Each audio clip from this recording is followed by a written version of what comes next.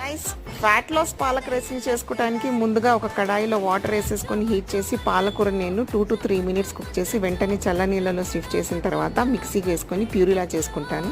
వేరే కుక్కర్లో నేను ఘీ యాడ్ చేసేసుకొని నేను చెక్క, లవంగ, యాలకులు, జీడిపప్పుని కూడా యాడ్ చేసేసి ఫ్రై చేసేసి నేనేం చేశానంటే ఉల్లిపాయ, పచ్చిమిర్చిని కూడా యాడ్ చేసేసుకుంటాను. సో అది కూడా ఫ్రై అయ్యాక నేను జింజర్ గార్లిక్ పేస్ట్ యాడ్ చేసి కొంచెం ఫ్రై చేయనిస్తాను. సో దీని తర్వాత మనం ప్యూరీ ఏదైతే చేసుకున్నామో అది కూడా నేను యాడ్ చేసి నేను కొంచెం సేపు ఫ్రై చేసి తర్వాత సాల్ట్ వేసేస్తాను అనమాట. సో మనము ఇక్కడ బాస్మతి రైస్ని యూజ్ చేస్తున్నాము. నేను హాఫ్ అన్ అవర్ ముందుగా నేను సోక్ చేసి పెట్టుకున్నాను. సో ఈ బాస్మతి రైస్ని కూడా యాడ్ చేసేసుకొని నేను వాటర్ వేసేసుకుంటాను గైస్. నేను ఇక్కడ 1:2 రేషియోలో వాటర్ తీసేసుకొని తర్వాత నేను సాల్ట్ యాడ్ చేసేసుకొని కుక్కర్ పెట్టేసి 3 విజిల్స్ వచ్చే వరకు నేను కుక్ చేస్తాను. సో తర్వాత మనకు ఇలా పాలక్ రైస్ అయితే రెడీ అయిపోతుంది. సో దీన్ని మనం రైతాతో సర్వ్ చేసుకోవచ్చు గైస్.